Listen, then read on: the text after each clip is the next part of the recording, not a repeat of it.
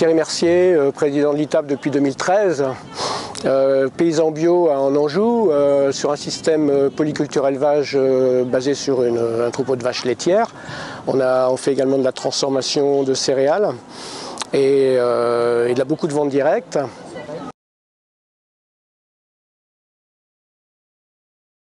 Ces questions de recherche, la place du paysan en fait, bio au cœur des programmes de recherche, du monde de la recherche, c'est un thème qu'on a abordé lors de la conférence hier avec un chercheur de l'INRA impliqué dans la sélection et la recherche participative, Laurent Hazard, avec Raoul Le Turc également qui a donné l'expérience de la Picardie.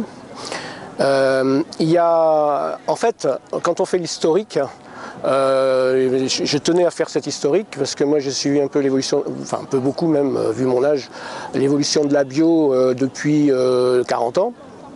On s'est aperçu hier d'ailleurs en discutant avec d'autres chercheurs que la sélection participative et la recherche participative en général a commencé en 2007.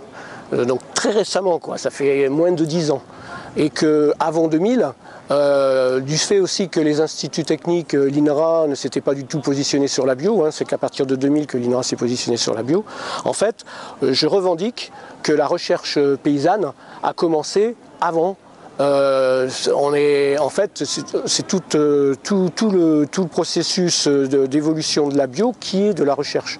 Et je revendique aussi le fait, qui s'est manifesté par les organisations de producteurs, l'évolution de la réglementation, l'organisation des filières, c'était aussi une façon de faire de la recherche, parce que la recherche n'est pas uniquement de la technique, c'est aussi trouver des nouvelles formes d'organisation. On a parlé tout à l'heure aussi en biocohérence de nouvelle économie. C'est des choses qui sont, à mon avis, qui font partie du domaine de la recherche.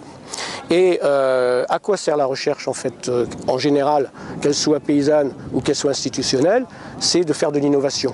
L'innovation, alors c'est le terme à la mode, l'innovation c'est, on a une définition officielle, il y a deux types d'innovation en fait, c'est l'innovation, ce qu'on dit l'innovation incrémentale, c'est-à-dire celles qui vont faire évoluer les pratiques, et puis on peut imaginer, alors ça c'est un domaine, nous à l'ITAB on est plutôt très partant, c'est les innovations de type radical.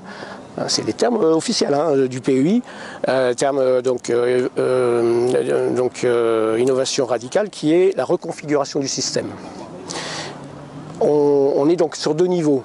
Et nous, on a plus en paysanne, on travaille plus sur l'aspect évolution des pratiques, amélioration des pratiques.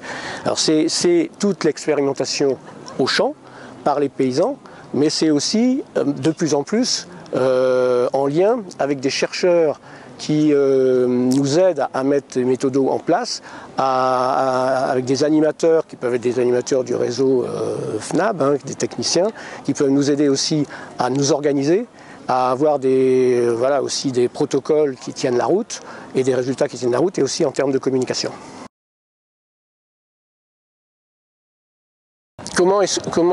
Là, l'opportunité, c'était justement l'émergence de toute une série de programmes européens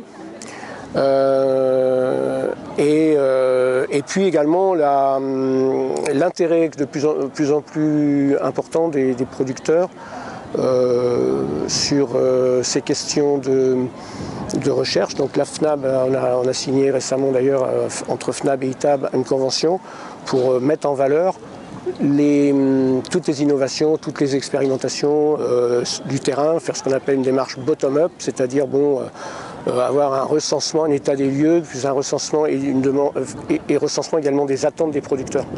Voilà. Par exemple, on peut prendre des exemples très précis sur les semences, on a un gros travail. On a un gros travail sur faire évoluer la réglementation en médecine vétérinaire, par exemple, avec l'utilisation, et puis autrement le cuivre, les alternatives aux intrants qui nous sont reprochés, qui sont des fois en dérogation, où il y a des impasses techniques.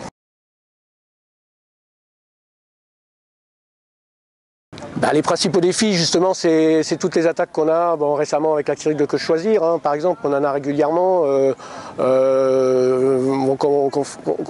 On attise la convoitise du milieu conventionnel et puis des gens qui ne veulent pas forcément du bien et qui mettent le doigt sur effectivement des dérogations ou des travers, on va dire, de la réglementation, d'où l'émergence de varques privées, etc., où on essaye effectivement de faire évoluer les choses dans un contexte global, transversal. Et en fait, on se rend compte qu'effectivement, des systèmes équilibrés en bio qui devraient être la base de la bio, des systèmes alors le système qui est mis en avant, c'est toujours le système polyculture-élevage, mais il n'est pas transposable systématiquement, évidemment, vu la spécialisation des fermes maintenant. De reconfigurer des systèmes, c'est l'idéal en fait de la recherche, quoi. Mais dans un premier temps, c'est pour ça que je disais qu'on peut travailler à deux niveaux. L'incrémental, c'est-à-dire l'évolution, essayer de résoudre point par point les manquements, on va dire, d'une bio qui soit complètement cohérente, on va dire, avec ses principes. Et puis, forcément, ça entraînera dans un deuxième temps, voire dans un premier temps, des reconfigurations de système. Raoul Le Turc a bien parlé, par exemple, un exemple tout simple, c'est la luzerne, dans un système céréalier qui sert à résoudre les problèmes d'adventice. Mais qu'est-ce qu'on fait de la luzerne?